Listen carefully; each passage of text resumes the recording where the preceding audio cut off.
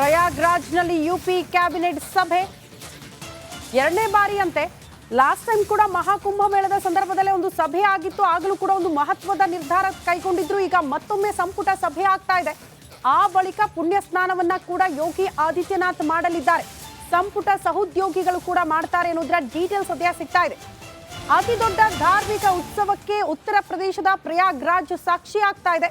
But ಮತ್ತೊಂದು ರೀತಿಯ ವಿಚಾರಗಳನ್ನ ನಾವು ಗಮನಿಸ್ತಾ ಇದೀವಿ. ಅಂದ್ರೆ ಹಲವು ವಿಚಾರಗಳನ್ನ ನಾವು ಗಮನಿಸ್ತಾ ಇದ್ದಾಗ ಈಗ ಸಂಪುಟ ಸಭೆ ಅದೇ ಪ್ರಯಾಗ್ರಾಜ್ನಲ್ಲಿ ಆಗ್ತಾ ಇದೆ, ಮಹಾಕುಂಭ ಮೇಳದ ಸ್ಥಳದಲ್ಲೇ ಆಗ್ತಾ ಇದೆ ಅನ್ನೋದು ಗಮನಾರ್ಹ. ಸಿಎಂ ಯೋಗಿ ಆದಿತ್ಯನಾಥ್ ಜೊತೆಗೆ ಸಂಪುಟದ ಸಹೋದ್ಯೋಗಿಗಳು ಎಲ್ಲರೂ ಕೂಡ ಅಲ್ಲೇ ಬೀಡು ಬಿಟ್ಟಿದ್ದಾರೆ. ಸಭೆ ಆದ ಬಳಿಕ ಪುಣ್ಯ ಸ್ನಾನ ಮಾಡ್ತಾರೆ ಅನ್ನೋದ್ರ ಡೀಟೇಲ್ಸ್ ಸದ್ಯ ಸಿಗ್ತಾ ಇದೆ. ಬಟ್ ಸಂಪುಟ ಸಭೆಯ ಬಗ್ಗೆ ಬಹಳ ಕುತೂಹಲ ಇದೆ. ಯಾವ ಮಹತ್ವದ ನಿರ್ಧಾರಗಳನ್ನ ಈ ಸಭೆಯಲ್ಲಿ ಕೈಗೊಳ್ಳಬಹುದು ಅನ್ನೋದು ಸದ್ಯ ಇರುವಂತಹ ಕುತೂಹಲ. 6 ವರ್ಷಕ್ಕೊಮ್ಮೆ, 12 ವರ್ಷಕ್ಕೊಮ್ಮೆ, 144 ವರ್ಷಕ್ಕೊಮ್ಮೆ ಈ ಮಹಾಕುಂಭ ಮೇಳ ನಡೆಯುತ್ತೆ.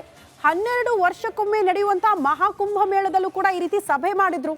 ಸಭೆಯಲ್ಲಿ ಮಹತ್ವದ ನಿರ್ಧಾರಗಳನ್ನ ಕೈಗೊಂಡಿದ್ರು ಅನ್ನುವಂತಹ ವಿಚಾರವನ್ನ ನಾವು ಗಮನಿಸಬೇಕು. ಯಾವ ರೀತಿ ಮಹತ್ವದ ನಿರ್ಧಾರ ಅಂದ್ರೆ ಅಭಿವೃದ್ಧಿಗಳ ವಿಚಾರಕ್ಕೆ ಸಂಬಂಧಪಟ್ಟಂತೆ, ಸೇತುವೆ ನಿರ್ಮಾಣದ ವಿಚಾರಕ್ಕೆ ಸಂಬಂಧಪಟ್ಟಂತೆ, ಗಂಗಾ ಯಮುನಾ ತುಂಗಾ ತಟದಲ್ಲಿ ಅಲ್ಲಿ ಸೇತುವೆಯ ನಿರ್ಮಾಣ ವಿಚಾರಕ್ಕೆ ಸಂಬಂಧಪಟ್ಟಂತೆ ಇವತ್ತು ಮಹತ್ವದ ನಿರ್ಧಾರ ಕೈಗೊಳ್ಳಬಹುದು ಈ ಸಭೆಯಲ್ಲಿ ಅನ್ನುವಂತಹ ನಿರೀಕ್ಷೆಯನ್ನ ಆ ಭಾಗದ ಜನ ಇಟ್ಕೊಂಡಿದ್ದಾರೆ.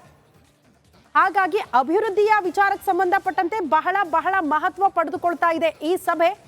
ಅದು ಕೂಡ ಉತ್ತರ ಪ್ರದೇಶದ ಪ್ರಯಾಗ್ರಾಜ್ನಲ್ಲಿ ಇವತ್ತು ಏನು ಮಹಾಕುಂಭಕ್ಕೆ ಸಾಕ್ಷಿಯಾಗಿದೆ ಜಾಗ, ಅದೇ ಸ್ಥಳದಲ್ಲಿ ಇವತ್ತು ಸಂಪುಟ ಸಭೆಯನ್ನ ನಡೆಸೋದಕ್ಕೆ ಸಿಎಂ ಯೋಗಿ ಆದಿತ್ಯನಾಥ್ ಅವರು ಮುಂದಾಗಿದ್ದಾರೆ.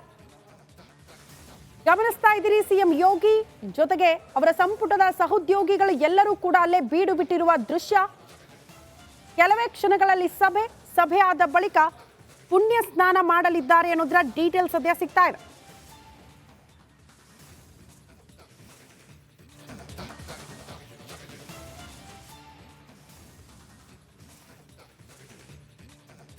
ಉತ್ತರ ಪ್ರದೇಶದ ಪ್ರಯಾಗ್ರಾಜ್ ಮಹಾಕುಂಭ ಮೇಳ ಇದೇ ಜನವರಿ 13ರಿಂದ ಪ್ರಾರಂಭ ಆಗಿದೆ. ಕೋಟಿ ಜನ ಬಂದು ಹೋಗಿ ಪುಣ್ಯ ಸ್ನಾನ ಮಾಡಿ ತಮ್ಮ ಜೀವನ ಪಾವನ ಆಯಿತು ಅನ್ನುವಂತಹ ಭಾವನೆಯೊಂದಿಗೆ ಅಲ್ಲಿಂದ ವಾಪಸ್ ಆಗ್ತಾ ಇರುವ ಹೊತ್ತಲ್ಲೇ ಈಗ ಸಿಎಂ ಯೋಗಿ ಆದಿತ್ಯನಾಥ್ ಅವರ ಸಂಪುಟದ ಸಹೋದ್ಯೋಗಿಗಳು ಅದೇ ಸ್ಥಳದಲ್ಲಿ ಸಭೆ ಆದ ಬಳಿಕ ಪುಣ್ಯ ಸ್ನಾನ ಮಾಡಿದ್ದಾರೆ. ಈಗ ನಾವು ನೇರ ದೃಶ್ಯಗಳನ್ನ ಗಮನಿಸ್ತಾ ಇದ್ದೀವಿ. ಪ್ರಯಾಗ್ರಾಜ್ನಿಂದ ಅತ್ಯಂತ ಹೆಚ್ಚಿನ ಭದ್ರತೆಯ ಮಧ್ಯದಲ್ಲೇ ಆ ಬೋಟ್ಗಳ ಮೂಲಕ ಅಲ್ಲಿನ ವ್ಯವಸ್ಥೆ, ಜನರ ಖುಷಿ, ಅಲ್ಲಿನ ಸಂಭ್ರಮ ಅದೆಲ್ಲವನ್ನ ಕೂಡ ಸಿಎಂ ಯೋಗಿ ಆದಿತ್ಯನಾಥ್ ಜೊತೆಗೆ ಅವರ ಸಂಪುಟದ ಸಹೋದ್ಯೋಗಿಗಳು ವೀಕ್ಷಣೆ ಮಾಡ್ತಾ ಇರುವಂತಹ ದೃಶ್ಯವನ್ನ ನೀವು ಗಮನಿಸ್ತಾ ಇದ್ದೀರಿ. ಪ್ರಯಾಗ್ರಾಜ್ನ ನೇರ ದೃಶ್ಯಗಳು ನೋಡಿ, ಎಷ್ಟು ವ್ಯವಸ್ಥಿತವಾಗಿ ಆ ಬೋಟ್ಗಳು ಜೊತೆಗೆ ಭದ್ರತೆ. ಬರೀ ಈಗ ಸಿಎಂ ಯೋಗಿ ಆದಿತ್ಯನಾಥ್ ಬಂದ್ರು ಅನ್ನೋ ಕಾರಣಕ್ಕೆ ಈ ರೀತಿ ವ್ಯವಸ್ಥೆ ಇದೆಯಾ ಅಂತ ನೀವು ಪ್ರಶ್ನೆ ಮಾಡಿದ್ರೆ ಖಂಡಿತ ಇಲ್ಲ. ಜನಸಾಮಾನ್ಯರು ಹೋದ್ರೂ ಕೂಡ ಯಾವುದೇ ರೀತಿಯ ಸಮಸ್ಯೆ ಆಗಬಾರದು ಅನ್ನೋ ಕಾರಣಕ್ಕೆ ಸಂಪೂರ್ಣ ವ್ಯವಸ್ಥೆಯನ್ನ ಭಕ್ತಾದಿಗಳಿಗೆ ಅಂತಾನೆ ಮಾಡಿಕೊಟ್ಟಿದ್ದಾರೆ. ಹಾಗಾಗಿ ಅತ್ಯಂತ ದೊಡ್ಡ ಧಾರ್ಮಿಕ ಉತ್ಸವ, ಬರೀ ನಮ್ಮ ದೇಶದ ಜನ ಇದನ್ನ ನೋಡ್ತಾ ಇಲ್ಲ, ಎದುರು ಮಾತಾಡ್ತಾ ಇಲ್ಲ, ಬದಲಾಗಿ ಬೇರೆ ದೇಶಗಳು ಕೂಡ ಇತ್ತ ತಿರುಗಿ ನೋಡುವಂತೆ ಮಾಡಿರುವಂತಹ ಕೀರ್ತಿ, ಆ ಹೆಮ್ಮೆ ಕೂಡ ಸಿಎಂ ಯೋಗಿ ಆದಿತ್ಯನಾಥ್ ಅವರಿಗೆ ಸಲ್ಲುತ್ತೆ. ಕಾರಣ ಇತ್ತೀಚೆಗೆ ಅಯೋಧ್ಯೆಯ ರಾಮ ಮಂದಿರ ಉದ್ಘಾಟನೆಯ ಸಮಾರಂಭ ಎಷ್ಟು ಅದ್ಧೂರಿಯಾಗಿ ಆಗೋಯ್ತು, ಅದನ್ನ ಎಷ್ಟು ಯಶಸ್ವಿಯಾಗಿ ಮಾಡಿಕೊಟ್ರು ಸಿಎಂ ಯೋಗಿ ಆದಿತ್ಯನಾಥ್ ಅನ್ನೋದನ್ನ ಗಮನಿಸಿದ್ವಿ. ಅದಾದ ಬಳಿಕ ಈಗ 144 ವರ್ಷಗಳಿಗೊಮ್ಮೆ ನಡೆಯುವಂತಹ ಮಹಾಕುಂಭ ಮೇಳ ಬಹಳ ಅಚ್ಚುಕಟ್ಟಾಗಿ ವ್ಯವಸ್ಥೆ, ಭದ್ರತೆ, ಬಂದಂತಹ ಭಕ್ತಾದಿಗಳಿಗೆ ಉಳಿದುಕೊಳ್ಳೋದಕ್ಕೆ ವ್ಯವಸ್ಥೆ, ಆ ಪುಣ್ಯ ತಟದಲ್ಲಿ ಪುಣ್ಯ ಸ್ನಾನ ಮಾಡೋದಕ್ಕೆ ವ್ಯವಸ್ಥೆ ಎಲ್ಲವನ್ನ ಕೂಡ ಬಹಳ ಅಚ್ಚುಕಟ್ಟಾಗಿ ಮಾಡಿಕೊಡಲಾಗಿದೆ. ಅದೇ ಜಾಗದಲ್ಲಿ ನಿಂತು ಈಗ ಸಿಎಂ ಯೋಗಿ ಆದಿತ್ಯನಾಥ್ ಅವರ ಸಂಪುಟದ ಸಹೋದ್ಯೋಗಿಗಳು ನಿಂತು ಆ ವ್ಯವಸ್ಥೆಯನ್ನ, ಸಂಭ್ರಮವನ್ನ ಕಣ್ತುಂಬಿಕೊಳ್ತಾ ಇರುವಂತಹ ದೃಶ್ಯವನ್ನ ನೀವು ಗಮನಿಸ್ತಾ ಇದ್ದೀರಿ. ಸಂಪುಟ ಸಭೆ ಮತ್ತೊಂದು ಕಡೆ ಬಹಳ ಕುತೂಹಲ ಇರೋದು ಅದೇ ಜಾಗದಲ್ಲಿ ಇವತ್ತು ಮಾಡ್ತಿದ್ದಾರೆ ಸಭೆಯನ್ನ ಅಂತ ಅಂದ್ರೆ ಏನು ಮಹತ್ವದ ನಿರ್ಧಾರಗಳನ್ನ ಕೈಗೊಳ್ಳಬಹುದು ಅನ್ನುವಂಥ ನಿರೀಕ್ಷೆ.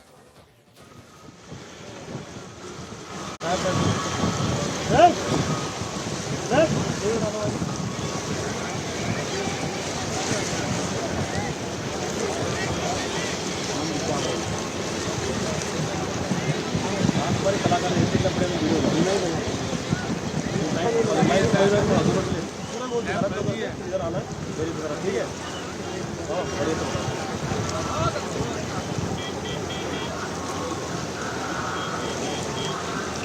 ನೋಡ್ತಾ ಇದ್ದೀರಿ. ಈಗ ಬೋಟ್ ಮೂಲಕ ಸಿಎಂ ಯೋಗಿ ಆದಿತ್ಯನಾಥ್ ಮತ್ತು ಅವರ ಸಂಪುಟದ ಸಹೋದ್ಯೋಗಿಗಳು ತ್ರಿವೇಣಿ ಸಂಗಮದಲ್ಲಿ ಪೂಜೆ ಸಲ್ಲಿಕೆ ಆದ ಬಳಿಕ ಪುಣ್ಯ ಸ್ನಾನ ಮಾಡೋದಕ್ಕೆ ಬೋಟ್ ಮೂಲಕ ಅಲ್ಲಿಂದ ಪಯಣ ಬೆಳೆಸಿರುವಂತಹ ದೃಶ್ಯವನ್ನ ನೀವು ಗಮನಿಸ್ತಾ ಇದ್ದೀರಿ. ಸಹಜವಾಗಿ ಪ್ರತಿಯೊಬ್ಬರಿಗೂ ಕೂಡ ನಮ್ಮ ಜೀವಮಾನಸದಲ್ಲಿ ಇಂತಹ ಅದ್ಭುತ ಕ್ಷಣಗಳಿಗೆ ಸಾಕ್ಷಿ ಆಗ್ತಾ ಇದ್ದೀವಿ, ನಾವೇ ಪುನೀತರು ಅನ್ನುವಂತಹ ಭಾವನೆ ಇದೆ. ಅದನ್ನ ಯಶಸ್ವಿ ಮಾಡಿರುವಂತಹ ಕೀರ್ತಿ ಯಾರಿಗೆ ಸಲ್ಲುತ್ತೆ ಅಂದ್ರೆ ಇದೇ ಸಿಎಂ ಯೋಗಿ ಆದಿತ್ಯನಾಥ್ ಅವರಿಗೆ. ಜಸ್ಟ್ ಲಕ್ಷಾಂತರ ಜನ ಸೇರ್ತಾರೆ ಅಂದ್ರೆ ಆ ಸಂಭ್ರಮದ ಕ್ಷಣಗಳು ಅಥವಾ ಕಾರ್ಯಕ್ರಮವನ್ನ ಯಶಸ್ವಿಗೊಳಿಸೋದೇ ದೊಡ್ಡ ಮಟ್ಟದ ಸವಾಲಾಗಿರುತ್ತೆ. ಅಂಥದ್ರಲ್ಲಿ ಸರಿಸುಮಾರು 40ರಿಂದ 50 ಕೋಟಿ ಜನ ಬರುವಂತಹ ಈ ಮಹಾಕುಂಭ ಮೇಳದ ವ್ಯವಸ್ಥೆ ಹೇಗಿರಬಹುದು, ಹೇಗೆ ಮಾಡ್ಕೊಂಡಿರಬಹುದು, ಹೇಗೆ ತಾಕೀತಾಗಿರಬಹುದು ಅಧಿಕಾರಿಗಳಿಗೆ ಅಂತ ಆ ವ್ಯವಸ್ಥೆಯ ಚಿತ್ರಣವನ್ನ ತಾವು ಗಮನಿಸ್ತಾ ಇದ್ದೀರಿ. ಅದನ್ನೇ ಈಗ ಸಿಎಂ ಯೋಗಿ ಆದಿತ್ಯನಾಥ್ ಅವರು ಕೂಡ ವೀಕ್ಷಣೆ ಮಾಡ್ತಾ ಇರುವಂತಹ ದೃಶ್ಯ.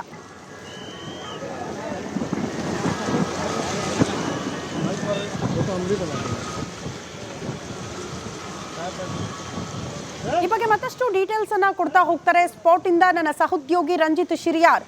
ಮಹಾಕುಂಭ ಮೇಳದ ಪ್ರತಿ ಕ್ಷಣದ ಮಾಹಿತಿನ ನಿಮ್ಮ ತನಕ ತಲುಪಿಸ್ತಾ ಇದ್ದಾರೆ. ರಂಜಿತ್, ಸಿಎಂ ಯೋಗಿ ಆದಿತ್ಯನಾಥ್ ಸಂಪುಟದ ಸಹೋದ್ಯೋಗಿಗಳು ಕೆಲವೇ ಕ್ಷಣಗಳಲ್ಲಿ ಪುಣ್ಯಸ್ನಾನ ಮಾಡಲಿದ್ದಾರೆ ಅಂತ, ಒಟ್ಟಿನಲ್ಲಿ ಅಲ್ಲಿನ ಸಂಭ್ರಮದ ಕ್ಷಣಗಳು ಏನೆಲ್ಲ ಬೆಳವಣಿಗೆಗೆ ಸಾಕ್ಷಿ ಆಗ್ತಾ ಇದೆ ಪ್ರಯಾಗ್ರಾಜ್, ಡೀಟೇಲ್ಸ್ ಅನ್ನ ಕೊಡೋದಾದ್ರೆ.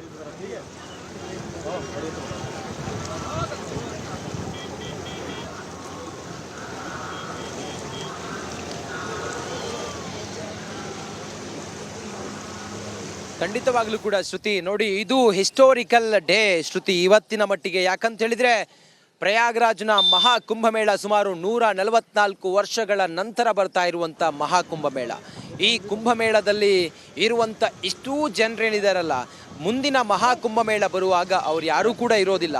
ಅವರ ಮಕ್ಕಳು ಕೂಡ, ಅವರ ಮೊಮ್ಮಕ್ಕಳು ಕೂಡ ನೋಡಲು ಅಸಾಧ್ಯವಾದಂಥ ಮಹಾ ಕುಂಭಮೇಳದ ಪಾವಿತ್ರ್ಯವಾದಂಥ ಗಳಿಗೆಯ ಪಾವಿತ್ರ್ಯವಾದಂಥ ದಿನದಲ್ಲಿ ನಾವೆಲ್ಲರೂ ಕೂಡ ಇದ್ದೀವಿ. ಈ ಸಮಯದಲ್ಲಿ ಯೋಗಿ ಆದಿತ್ಯನಾಥ್ ಅವರ ಒಂದು ಗತ ವೈಭವ ಪ್ರಯಾಗ್ರಾಜ್ನಲ್ಲಿ ಹೆಂಗಿದೆ, ಅಥವಾ ಉತ್ತರ ಪ್ರದೇಶ ಸರ್ಕಾರ ಎಷ್ಟು ಅಚ್ಚುಕಟ್ಟಾಗಿ ಪ್ರಯಾಗ್ರಾಜ್ನ ಮಹಾ ಕುಂಭಮೇಳವನ್ನು ಸಂಯೋಜಿಸಿದೆ ಅನ್ನೋದನ್ನು ಇಲ್ಲಿ ಬಂದು ನೋಡಿದರಷ್ಟೇ ಗೊತ್ತಾಗುತ್ತೆ ಶ್ರುತಿ. ಇವತ್ತು ಯೋಗಿ ಆದಿತ್ಯನಾಥ್ ಅವರು ಅದರ ಜೊತೆಗೆ ತಮ್ಮ ಆಡಳಿತದ ಅವಧಿಯಲ್ಲಿ ಮಹಾ ಕುಂಭಮೇಳ ನಡೀತಾ ಇರುವಂಥ ಈ ಸಮಯದಲ್ಲಿ ಅವರು ಮಾಡಿರುವಂಥ ಕ್ಯಾಬಿನೆಟ್ ಮೀಟಿಂಗ್ ಇದು ಬಹಳ ಪ್ರಾಮುಖ್ಯತೆಯನ್ನು ಪಡೆದುಕೊಂಡಿದೆ. ಒಂದು ಜಾಗತಿಕವಾದಂಥ ಕಾರ್ಯಕ್ರಮವನ್ನು ಸಂಯೋಜಿಸಿ ಆ ಜಾಗತಿಕವಾದಂಥ ಕಾರ್ಯಕ್ರಮದಲ್ಲಿ ತನ್ನ ಆಡಳಿತ ವರ್ಗಕ್ಕೆ ಬಿಸಿ ಮುಟ್ಟಿಸುವ ರೀತಿಯಲ್ಲಿ ಅಥವಾ ಆಡಳಿತ ವರ್ಗವನ್ನು ಸಂಯೋಜಿಸುವಂಥ ಈ ಕ್ಯಾಬಿನೆಟ್ ಮೀಟಿಂಗ್ ಇದೆಯಲ್ಲ, ಈ ಮೀಟಿಂಗ್ನಲ್ಲಿ ಉತ್ತರ ಪ್ರದೇಶದ ಅಭಿವೃದ್ಧಿ ಮತ್ತು ಉತ್ತರ ಪ್ರದೇಶ ಸರ್ಕಾರದ ಇಮೇಜನ್ನು ಬದಲಿಸುವಂತಹ ಈ ಕ್ಯಾಬಿನೆಟ್ ಮೀಟಿಂಗ್, ಅದರ ಜೊತೆಗೆ ಈಗ ಎಲ್ಲ ಕ್ಯಾಬಿನೆಟ್ನ ಸಚಿವರಿಗೂ ಕೂಡ ಸಚಿವ ಸಂಪುಟಕ್ಕೆ ಪವಿತ್ರವಾದಂಥ ಪುಣ್ಯ ಸ್ನಾನಕ್ಕೆ ಅವಕಾಶವನ್ನು ಮಾಡಿಕೊಟ್ಟಿರೋದು ಇದೊಂದು ಹಿಸ್ಟೋರಿಕಲ್ ಡೇ ಇದು. ಅದರ ಜೊತೆಗೆ ಉತ್ತರ ಪ್ರದೇಶದ ಈ ಸಚಿವರುಗಳೇನಿದ್ದಾರೆ ಅವರೆಲ್ಲರ ಪಾಲಿಗೆ ಇದೊಂದು ಸುದಿನ ಅಂಥೇಳಿ ಹೇಳಬಹುದು. ಸದ್ಯಕ್ಕೆ ಕ್ಯಾಬಿನೆಟ್ ಮೀಟಿಂಗನ್ನು ಮುಗಿಸಿ ಈಗ ಎಲ್ಲ ಸಚಿವ ಸಂಪುಟದ ಸದಸ್ಯರು ಕೂಡ ಸಂಗಮಕ್ಕೆ, ಮಹಾ ಸಂಗಮಕ್ಕೆ ಬರ್ತಾರೆ. ಗಂಗಾ, ಸರಸ್ವತಿ, ಯಮುನಾ ಸಂಧಿಸುವಂಥ ತ್ರಿವೇಣಿ ಸಂಗಮದಲ್ಲಿ ಪಾವಿತ್ರ್ಯ ಸ್ನಾನವನ್ನು ಮಾಡ್ತಾರೆ. ಇದೇ 5ನೇ ತಾರೀಕು ನರೇಂದ್ರ ಮೋದಿ ಕೂಡ ಇದೇ ಮಹಾ ಸಂಗಮದಲ್ಲಿ ಅಥವಾ ತ್ರಿವೇಣಿ ಸಂಗಮದಲ್ಲಿ ಪವಿತ್ರವಾದಂಥ ಪುಣ್ಯ ಸ್ನಾನವನ್ನು ಮಾಡ್ತಾರೆ. ಆ ಮೂಲಕ ದೇಶಕ್ಕೆ ತನ್ನ ಆಧ್ಯಾತ್ಮಿಕತೆಯ ತನ್ನ ಬದ್ಧತೆ ಏನು ಅಂತೇಳಿ ತೋರಿಸುವಂತಹ ಒಂದು ತೀರ್ಮಾನ ಅಥವಾ ಒಂದಿಷ್ಟು ನಿರ್ಧಾರವನ್ನು ತೆಗೆದುಕೊಂಡು ಇವತ್ತು ಮಹಾಕುಂಭಮೇಳದಲ್ಲಿ ಸಚಿವ ಸಂಪುಟ ಸಭೆಯನ್ನು ಮಾಡಿದ್ದಾರೆ. ಹಂಗೆ ನೋಡಿದರೆ ಯೋಗಿ ಅವರ ಬದ್ಧತೆಯ ಬಗ್ಗೆ ನಾವು ಮಾತಾಡ್ತಾ ಹೋದರೆ 2019ರಲ್ಲಾದಂಥ ಮಹಾಕುಂಭಮೇಳದಲ್ಲೂ ಪೂರ್ಣ ಪ್ರಮಾಣದ ಕುಂಭಮೇಳದಲ್ಲೂ ಕೂಡ ಯೋಗಿ ಆದಿತ್ಯನಾಥ್ ಅವರು ಕ್ಯಾಬಿನೆಟ್ ಮೀಟಿಂಗನ್ನು ಮಾಡುವ ಮೂಲಕ ಮಹತ್ತರವಾದ ತೀರ್ಮಾನವನ್ನು ತೆಗೆದುಕೊಂಡಿದ್ದರು. ಇನ್ನೇನು ಕೆಲವೇ ಹೊತ್ತಿನಲ್ಲಿ ಮಜ್ಜನ ಆದ ನಂತರ ಅವರು ಮೀಡಿಯಾ ಸೆಂಟರ್ಗೆ ಬರ್ತಾರೆ, ಮಾಧ್ಯಮದ ಗೋಷ್ಠಿಯನ್ನು ಮಾಡ್ತಾರೆ. ಮಾಧ್ಯಮದ ಗೋಷ್ಠಿಯಲ್ಲಿ ಆದಂಥ ತೀರ್ಮಾನಗಳು ಏನು ಅನ್ನೋದ್ರ ಬಗ್ಗೆ, ಸಚಿವ ಸಂಪುಟದಲ್ಲಿ ತೆಗೆದುಕೊಂಡಂಥ ತೀರ್ಮಾನಗಳು ಏನು ಅನ್ನೋದ್ರ ಬಗ್ಗೆ ಮಾಧ್ಯಮದ ಮುಂದೆ ಮಾತನಾಡ್ತಾರೆ. ಸುಮಾರು 5 ಗಂಟೆಗೆ 5 ನಿಮಿಷಕ್ಕೆ ಇಲ್ಲಿಂದ ಪ್ರಯಾಗ್ರಾಜ್ನಿಂದ ಯೋಗಿ ಮತ್ತು ಯೋಗಿ ಕ್ಯಾಬಿನೆಟ್ ಇಲ್ಲಿಂದ ನಿರ್ಗಮಿಸುತ್ತೆ, ಪ್ರಯಾಗ್ರಾಜ್ನಿಂದ ನಿರ್ಗಮಿಸುತ್ತೆ. ಈಗ ಈ ಸದ್ಯಕ್ಕೆ ನಮಗೆ ಕಂಡು ಬರ್ತಿರುವಂಥದ್ದು ಅಂತ ಹೇಳಿದರೆ ಈ ಸಂಪೂರ್ಣವಾದಂಥ ಮಹಾಕುಂಭಮೇಳದ ಕೆಲವು ರಸ್ತೆಗಳನ್ನು ಯೋಗಿ ಮತ್ತು ಅವರ ಕ್ಯಾಬಿನೆಟ್ ಬರೋದ್ರಿಂದಾಗಿ ಸಂಪೂರ್ಣವಾಗಿ ಬಂದ್ ಮಾಡಿದ್ದಾರೆ. ಜನರ ಒಂದಿಷ್ಟು ಟ್ರಾಫಿಕ್ ಜಾಮ್ಗಳು ಅಲ್ಲಲ್ಲಿ ಕಂಡು ಬರ್ತಾ ಇದೆ. ಮಾಧ್ಯಮದವರಿಗೂ ಕೂಡ ಕ್ಯಾಬಿನೆಟ್ನ ಒಳಗಡೆ ಹೋಗೋದಕ್ಕೆಲ್ಲ ಅವಕಾಶವನ್ನು ಕೊಡಲಿಲ್ಲ. ಅದರ ಹೊರತಾಗಿ ಅವರೇ ಮೀಡಿಯಾ ಸೆಂಟರ್ಗೆ